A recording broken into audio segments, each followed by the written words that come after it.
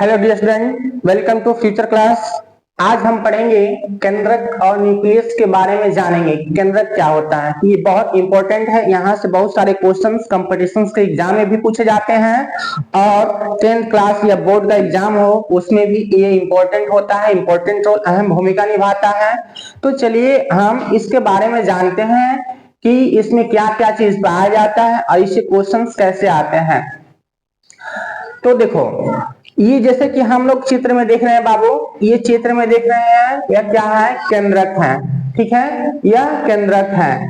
केंद्रक में यह बॉल की तरह दिखता है, जैसे गुब्बारा होता है, गुब्बारा बैलून होता है, उसी तरीके से यह बैलून की तरह दिखता है। इस बैलून में, जैसे बैलून को फूलने के लिए उसमें बैलून में हवा भरा जाता है, वैसे ही इस बैलून को फुलाने के लिए, फूलने के लिए इसमें द्रव्य भरा रहता है, गाढ़ा तरल द्रव्य भरा रहता है। यह द्रव्य पारदर्शी होता है, बिल्कुल ट्रांसपेरेंट होता है, पारदर्शी होता है, जिसको हम केंद्रक द्रव्य बोलते हैं। इसी केंद्रक द्रव्य में बहुत सारे धागे नुमा आकृतियां मिलती हैं। धागे की तरह आकृतियां मिलेगी। इस धागे नुमा आकृति को हम बोलते हैं क्रोमैटिन। क्या बोलते हैं बाबू? क्रोमैटिन। जैसे धागे नुमा आकृति आप लोग देख रहे हैं, ये धागे नुमा आकृति है, इसको बोलते हैं हम क्रोमैटिन धागा, क्रोमैटिन। और ये धागा, बहुत सारे धागे जो होते हैं वो आपस में इकट्ठा होकर एक जाल, मकड़ी का जाल आप लोग देखे हैं, स्पाइडर नेट देखे होंगे ना, स्पाइडर मकड़ी का जाला, उसी तरीके से यह जाला तैयार होता है। और सीढ़ी की तरह, सीढ़ी जैसे हम सीढ़ी चढ़ते हैं वैसे सीढ़ी की तरह यह जाल तैयार होता है। उस जालिका को हम, उस क्रोमैटिन को बोलते हैं क्रोमैटिन जालिका। बस बहुत सारे क्रोमैटिन एक इकट्ठा होकर जब जाल का रूप ले लेते हैं तो उसको बोलते हैं क्रोमैटिन जालिका। और यह क्रोमैटिन जालिका, बहुत सारे क्रोमैटिन जालिका जब इकट्ठा होकर गोल आकृति लेते हैं तो उसको बोलते हैं हम केंद्रक, न्यूक्लियस बोलते हैं। न्यूक्लियस क्या बोलते हैं? न्यूक्लियस बोलते हैं, न्यूक्लियस। और इसका पूरा संचालन जो होता है कौन करता है? केंद्रक करता है, न्यूक्लियस करता है। न्यूक्लियस में आरएनए का संश्लेषण होता है। पूछा जाता है क्वेश्चन कि आरएनए का संश्लेषण कोशिका में कहाँ होता है? तो केंद्रक में होता है, न्यूक्लियस में होता है आरएनए का संश्लेषण। समझ में आया? आरएनए का संश्लेषण, आरएनए कौन बनाता है? केंद्रक बनाता है, न्यूक्लियस बनाता है, आरएनए का संश्लेषण यहाँ पे होता है, केंद्रक में होता है। समझ में आ गया इतना?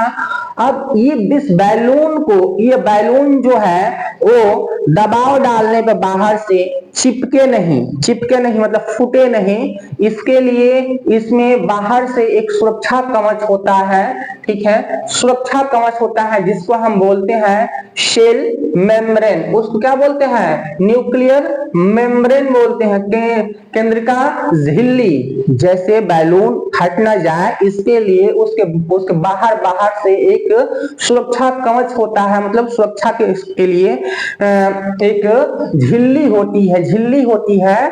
ठीक है, उसको हम बोलते हैं केंद्रक झिल्ली। और यह केंद्रक झिल्ली कैसी होती है? यह केंद्रक झिल्ली छिद्र युक्त होती है। इसमें छोटे छोटे छिद्र मिलते हैं, जैसे कि यहाँ पे आप लोग देख रहे हैं, ये छिद्र होता है, इसको बोलते हैं हम केंद्रक छिद्र बोलते हैं, केंद्रक छिद्र बोलते हैं। केंद्रक छिद्र क्यों होता है? क्योंकि इस बैलून में केंद्रक में क्या भरा होता है बाबू? द्रव्य भरा होता है। यह द्रव्य समय पड़ने पर धीरे धीरे सूखता रहता है, कम होता रहता है, ठीक है, अधिक होता रहता है। या इस केंद्रक के लिए, आरएनए के निर्माण के लिए प्रोटीन की जरूरत होती है, डीएनए होता है, इसमें डीएनए राइबोन्यूक्लिक डीएनए भी होता है, प्रोटीन भी होता है। तो बाहर से प्रोटीन कौन लाएगा, कहां से आएगा? केंद्रक छिद्र से ही आता है, केंद्रक छिद्र से ही आता है। ठीक है, जैसे हम चना को पानी में डालते हैं ना, इससे वो फूल जाता है। क्यों? क्योंकि उसमें परासरण होता है ना, परासरण, छोटे छोटे छिद्र होते हैं और पानी को सोख लेता है। वैसे ही इसमें छिद्र होता है, इसमें जो अच्छा चीज होता है, मतलब गुड पदार्थ होता है वो अंदर आता है और बैड पदार्थ बाहर ही चिपक के बाहर ही रह जाता है। तो सुरक्षा कवच का काम करता है कौन? केंद्रक छिद्र, केंद्रक झिल्ली। समझ में आया? वैसे ही अंतः प्रद्रव्य जालिका होती है। अंतः प्रद्रव्य जालिका का काम भी वही होता है, आदान प्रदान करना। अंतः प्रद्रव्य जालिका के काम भी वही होता है। अंतः प्रद्रव्य जालिका में भी क्या बनता है? प्रोटीन बनता है। कहाँ बनता है? प्रोटीन। प्रोटीन यहाँ पे बनता है बाबू। प्रोटीन कहाँ बनता है? तो प्रोटीन जो बनता है वो बनता है अंतः प्रद्रव्य जालिका में। प्रोटीन का निर्माण होता है यहाँ पे अंतः प्रद्रव्य जालिका में। ये जो आप देख रहे हैं, ये जो अंतः प्रद्रव्य जालिका, अंतः प्रद्रव्य जालिका जो होती है वो केंद्रक से चिपकी रहती है। केंद्रक से चारों तरफ से चिपकी रहती है। यह स्पंजी होती है, खुरदरी वाली भी होती है और प्लेन भी होती है। खुरदरी होती है और चिकनी होती है। तो जो चिकनी वाली अंतः प्रद्रव्य जालिका होती है वो हमने बताया वसा का निर्माण करती है, और अंतः प्रद्रव्य जालिका जो खुरदरी वाली होती है, खुरदरी होती है, इस पे क्रोमोसोम्स चिपके रहते हैं। या क्रोमोसोम्स किसका निर्माण करते हैं? प्रोटीन का निर्माण करते हैं। प्रोटीन का निर्माण करते हैं। अब आइए हम जानते हैं क्रोमेटिन जालिका हमने बता दिया, अंतः प्रद्रव्य जालिका बता दिया। अंतः प्रद्रव्य जालिका, इसमें क्रोमोसोम चिपके होते हैं, ये प्रोटीन का निर्माण करती है। प्रोटीन की फैक्ट्री भी बोली जाती है। किसको? क्रोमोसोम्स को। क्रोमोसोम्स को हम प्रोटीन की फैक्ट्री बोलते हैं, क्रोमोसोम्स को प्रोटीन की फैक्ट्री बोलते हैं। अंतः प्रद्रव्य जालिका, इसका काम होता है क्या? अंदर जाने वाले और बाहर आने वाली चीजों का डिसाइड करना, ठीक है, डिसीजन करना कि क्या यह जो अंदर जा रहा है वो कौन सा चीज है, ठीक है, अच्छा वाला है या बुरा वाला है। तो अच्छा वाला होगा तो जाने देगा, नहीं अच्छा वाला होगा तो इसको अंदर नहीं जाने देगा, ठीक है।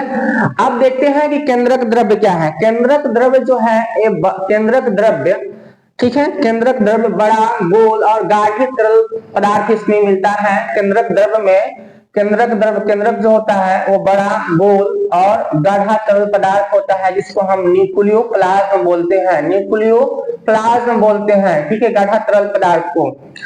अब न्यूक्लियोप्लाज्म मतलब इसी न्यूक्लियोप्लाज्म के अंदर धागेनुमा चीज होता है, जिसको हम क्रोमेटिन जालिका बोलते हैं। इसका देखो केंद्रक झिल्ली क्या होता है। केंद्रक झिल्ली का काम हमने बताया था। केंद्रक झिल्ली का काम चीजों का आदान प्रदान करना है, मतलब पदार्थों का यह आदान प्रदान करता है, अंदर बाहर ले जाता है, ठीक है।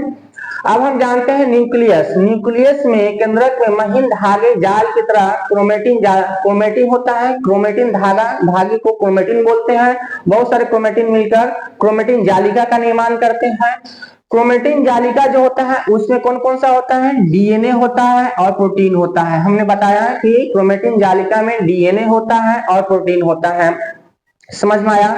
डीएनए को बोलते हैं डीऑक्सीराइबोन्यूक्लिक एसिड। डीऑक्सीराइबोन्यूक्लिक एसिड, ठीक है। डीएनए क्या है? आनुवांशिक लक्षणों का परिवहन करता है। डीएनए आनुवांशिक लक्षणों का जो परिवहन करता है वो कौन करता है? डीएनए आनुवांशिक लक्षणों का परिवहन करता है, ठीक है।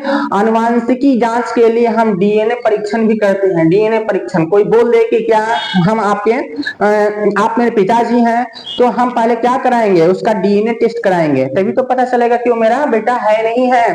तो डीएनए टेस्ट होता है आनुवांशिक लक्षणों के जांच के लिए। आनुवांशिक लक्षणों का यह परिवहन करता है डीऑक्सीराइबोन्यूक्लिक एसिड। इसका फुल फॉर्म भी पूछता है। डीएनए का फुल फॉर्म बताइए। डीऑक्सीराइबोन्यूक्लिक एसिड, ठीक है। डीएनए के क्रियात्मक खंड को क्या बोलते हैं? क्रियात्मक खंड को जीन बोलते हैं। जीन आनुवांशिक इकाई होती है। आनुवांशिकता की इकाई क्या होती है? पूछा जाए आपसे, आनुवांशिकता की इकाई क्या होती है? जीन।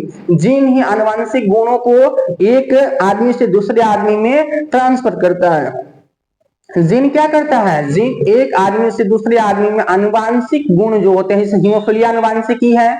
कलर विजन जो होता है, कलर विजन, ये भी आनुवांशिकी चलता है। तो आनुवांशिक चीज होते हैं उसको वो एक आदमी से दूसरे आदमी में ट्रांसफर करता है। बोलते हैं ना लोग कि ये माँ पे गया है, ये लड़का माँ पे गया है, ये लड़की पिताजी पे गई है। तो कैसे बोलते हैं? आनुवांशिक लक्षणों को देख के बोलते हैं। कुछ ऐसे गुण होते हैं जो माता पिता से बच्चों में क्या होते हैं? ट्रांसफर होते हैं। उसी को हम आनुवांशिकी बोलते हैं। आनुवांशिक इस गुणों का जो परिवहन करता है, एक आदमी से दूसरे आदमी में ले जाता है, उसको हम जीन बोलते हैं। ठीक है, अब यहां तक हम समझ गए। अब ये जो होता है क्रोमेटिन जालिका, ये छोटी छोटी मोटी मोटी जो जाल होती है, जो धागा होता है, यह जुड़ के गुणसूत्र का निर्माण करता है। छोटी छोटी मोटी मोटी जो धागा है वो छड़ का रूप ले लेती है, छड़ आकार का। जैसे सीढ़ी है, सीढ़ी जैसे सीढ़ी देखे ना, अरे सीढ़ी नहीं देखे, ये सीढ़ी तो है, मान लो कि सीढ़ी है, ये सीढ़ी नुमा आकार धारण कर लेता है, ऐसे ऐसे सीढ़ी नुमा आकार धारण कर लेता है, सीढ़ी नुमा आकार धारण कर लेगा चेंज होकर। इसी को हम क्या बोलते हैं? क्रोमोजोम्स। इसी को हम क्या बोलते हैं बाबू? क्रोमोजोम्स बोलते हैं। और क्रोमोजोम्स का नाम ही गुणसूत्र होता है, क्रोमोजोम्स को ही गुणसूत्र कहते हैं, या इसको गुणसूत्र बोलिए। तो गुणसूत्र हमारे शरीर में, गुणसूत्र से ही मिलकर हमारा शरीर बना हुआ है, सभी जीवों का, सभी जीवों में गुणसूत्र मिलता है। तो मनुष्य में कितने गुणसूत्र होते हैं? मनुष्य में 46 गुणसूत्र होते हैं, 23 जोड़ी क्रोमोजोम्स होते हैं। कितने जोड़ी क्रोमोजोम्स होते हैं? 23 जोड़ी क्रोमोजोम्स होते हैं मनुष्य में, मतलब 46 गुणसूत्र मिलता है। मकई में 20 होता है, आलू में कितना होता है? 48 होता है।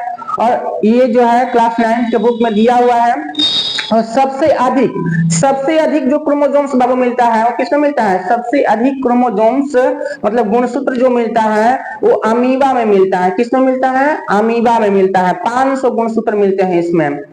जाओ, सबसे कम गुणसूत्र एस्केरिस में मिलता है। एस्केरिस में सबसे कम गुणसूत्र एस्केरिस में मिलता है, केवल 2 ही गुणसूत्र मिलता है। ठीक है, अब हम देखते हैं कि जो गुणसूत्र होता है, क्रोमोजोम्स जो होते हैं, और क्रोमोजोम्स के 3 भाग होते हैं। कौन कौन से होते हैं? पेलिकल होता है, मैट्रिक्स होता है, और क्रोमैटिड्स होता है। तो पेलिकल किसे बोलते हैं? तो देखो, जो पेलिकल होता है, जैसे हम इस आकृति को हम देखे होंगे, जैसे पिक्चर देखते होंगे, तो पिक्चर में ऐसी आकृतियां बार बार हमें देखने को मिलती है। ऐसे ऐसे टीवी पे चलते हुई आकृति ऐसे मिलेगी। तो इस आकृति में जो पेलिकल होता है, ये जो उठा हुआ भाग आप देख रहे हैं मोटा वाला, इसी को हम बाहरी आकृति को पेलिकल बोलते हैं। ठीक है, और 2 पेलिकल जब आपस में जहां पे जुड़ता है ना, जहां पे जुड़ेगा उसको बोलेंगे मैट्रिक्स बोलेंगे। उसको क्या बोलते हैं? मैट्रिक्स बोलते हैं। और मैट्रिक्स के अंदर बहुत सारे धागे नुमा आकृतियां मिलती है, जिसको हम क्रोमेनीमेटा मिलता है। क्रोमेनीमेटा मतलब धागे की आकृतियां मिलती है, जिसको हम क्रोमेनीमेटा बोलते हैं। हमने अभी समझा कि क्रोमेनीमेटा किसको बोलते हैं? क्रोमेनीमेटा धागे की आकृति के रूप में मिलता है। जो धागे नुमा आकृति है, इसी को हम क्रोमेनीमेटा बोलते हैं। बहुत सारे धागे नुमा आकृति आपस में मिल जाएगी तो उसी को क्रोमेनीमेटा बोलते हैं। इसमें भी वैसे ही आकृति मिलती है। इसमें 2 पेलिकल के बीच को मैट्रिक्स बोलते हैं, और मैट्रिक्स के अंदर जो धागे नुमा आकृति मिलती है उसको हम क्रोमेनीमेटा बोलते हैं। तो आज की क्लास यहीं तक है। हमने समझाया केंद्रक और न्यूक्लियस क्या चीज है। ठीक है, क्या चीज है, इसके अंदर क्या क्या चीज मिलता है और कैसे बनता है। ठीक है, ये बैलून फूटे नहीं, आपस में चिपके नहीं, इसके लिए इसमें केंद्रक द्रव्य भरा जाता है। और ये जो है स्पंजी होता है, अंतःप्रद्रव्य जो जालिका होती है ना, वो स्पंजी होती है, सीट की तरह स्पंजी होती है। जब बाहर से धक्का लगा तो केवल यही चिपकेगी, ये नहीं चिपकेगा। ठीक है, ये नहीं चिपकेगा, तो ये फूटे नहीं, टूटे फूटे नहीं, इसके लिए जब अंतःप्रद्रव्य जालिका होती है, सेल मेम्ब्रेन होता है, केंद्रक झिल्ली होता है। तो आप लोगों को न्यूक्लियस केंद्रक समझ में आया। यह क्लास 9 का बुक है बायोलॉजी का, और 10th क्लास में भी ऐसे ही पढ़ने को मिलेगा आपको। तो आपको ये कैसे लगा क्लास? अगर समझ में आया हो तो फॉलो और लाइक जरूर कीजिएगा बच्चों। ठीक है, ताकि मुझे समझ में आए कि आप लोग, हम जो समझा रहे हैं आप लोगों को समझ में आ रहा है। तो ये क्वेश्चन यहाँ से बहुत सारे बोले जाते हैं, पूछे जाते हैं कि केंद्रक में क्या क्या मिलता है। तो डीएनए और प्रोटीन मिलता है। डीएनए का फुल फॉर्म क्या होता है? डीऑक्सीराइबोन्यूक्लिक एसिड होता है। आनुवांशिक लक्षणों का परिवहन कौन करता है? डीएनए करता है। आनुवांशिकता की इकाई क्या होती है? आनुवांशिकता की इकाई जीन होती है। मनुष्य में कितने क्रोमोसोम्स पाए जाते हैं? तो 46 क्रोमोसोम्स पाए जाते हैं। मकई में कितना पाया जाता है? 20 पाया जाता है। आलू में कितना मिलता है? 48 मिलता है। सबसे सबसे अधिक गुणसूत्र किसमें है? अमीबा में है। सबसे कम गुणसूत्र किसमें होता है? एस्केरिस में होता है।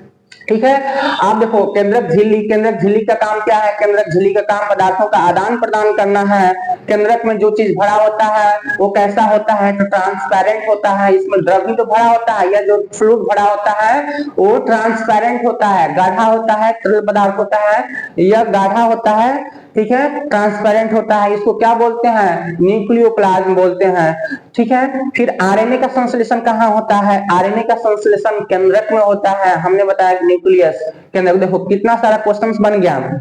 आरएनए का संश्लेषण कहाँ होता है? केंद्रक में होता है।